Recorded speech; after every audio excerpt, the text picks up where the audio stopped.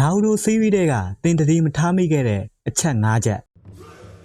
နာရူတိုစီးရီးကိုကြည့်တဲ့အခါကျွန်တော်တို့အများစုက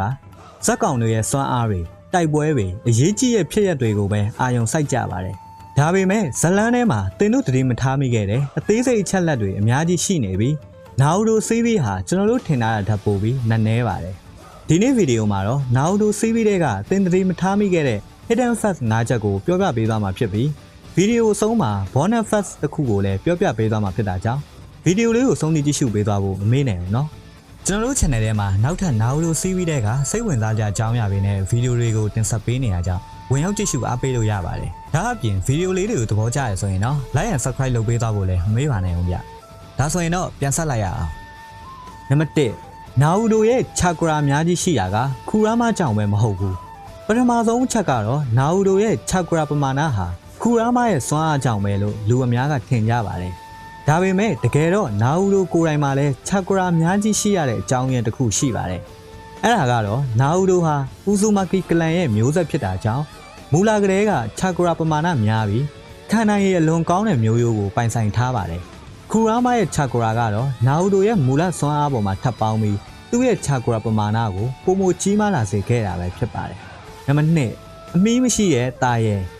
ဒုတိယအချက်ကတော့အာကာဇူကီအဖွဲ့တဲကအန်ရဲ့အရှိဆုံးရှီနိုဘီတယောက်ဖြစ်တဲ့ကီဆာမေးပဲဖြစ်ပါတယ်။ကီဆာမေးကိုအမီးမရှိတဲ့သားရဲလို့ခေါ်ခဲ့ကြပြီးအကြောင်းရင်းကတော့သူ့ရဲ့ချာကရာပမာဏဟာရှီနိုဘီတွေထဲမှာအလွန်များပြားပြီးတေးပြီးဆွေနေအောင်နှိုင်းယှဉ်ခံခဲ့ရတဲ့အထိဖြစ်ခဲ့တာကြောင့်ပါ။ဒါအပြင်စာမဲဟာရာနဲ့ပူပေါင်းအသုံးပြုတဲ့အခါရန်သူရဲ့ချာကရာကိုစုပ်ယူနိုင်တာကြောင့်ကီဆာမေးဟာတိုက်ပွဲမှာအလွန်အန္တရာယ်ရှိတဲ့ရှီနိုဘီတယောက်ဖြစ်လာခဲ့ပါတယ်။နံပါတ်3 The Professor ဆိုတဲ့အမည်တတိယအချက်ကတော့တတိယမြောက်ဟိုကာကဲဟီရူဇန်ဆာရူတိုဘီပါဟီရူဇန်ကို The Professor လို့ခေါ်တာဟာသူကကိုနိုဟာရဲ့ဂျစ်စုအများပြားကိုကျွမ်းကျင်ခဲ့တဲ့အတွက်ပဲဖြစ်ပါတယ်သူဟာ Nature Transformation ၅မျိုးလုံးကိုအသုံးပြုနိုင်တဲ့ရှီနိုဘီတယောက်ဖြစ်ပြီးသူ့ခေတ်မှာအင်အားအကြီးဆုံးရှီနိုဘီတွေထဲကတယောက်ဖြစ်သတ်မှတ်ခံခဲ့ရပါတယ်နံပါတ်4ခါဂါရှီရဲ့ရှာရင်ကန်အားသာချက်နဲ့အားနည်းချက်စရုဒ္ဓအချက်ကတော့ကော်ပီနင်ဂျာခါဂါရှီပဲဖြစ်ပါတယ်ခါဂါရှီဟာဥချီယာမျိုးနွယ်ဝင်မဟုတ်တဲ့အတွက်အိုဘီတိုပေးခဲ့တဲ့ရှာရင်းကန်ကိုစိတ်ကြိုက်ဖွင့်ပိတ်လို့မရခဲ့ပါဘူး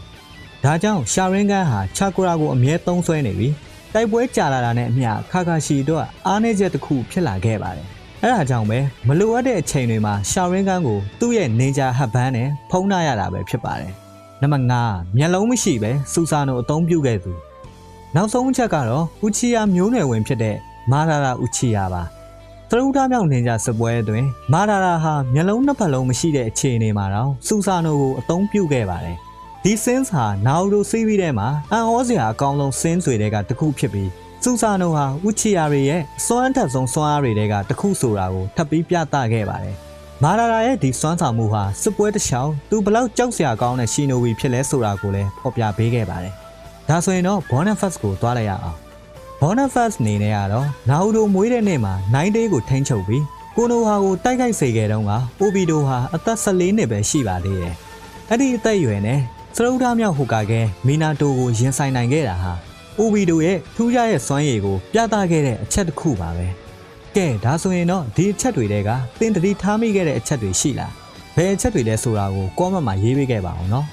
နောက်ထပ်လည်းဒီလိုမျိုးစိတ်ဝင်စားစရာအကြောင်းအရာတွေကိုတင်ဆက်ပေးသွားမှာဖြစ်လို့ဗီဒီယိုလေးကိုသဘောကျရဆိုရင်တော့ကျွန်တော်တို့ရဲ့ channel လေးကို like and subscribe လုပ်ပေးခဲ့ဖို့လည်းမမေ့ပါနဲ့ဦးဗျဗီဒီယိုလေးကိုဆုံးဖြတ်ကြည့်ရှုပေးလို့ကျေးဇူးတင်ပါတယ် See you ပါ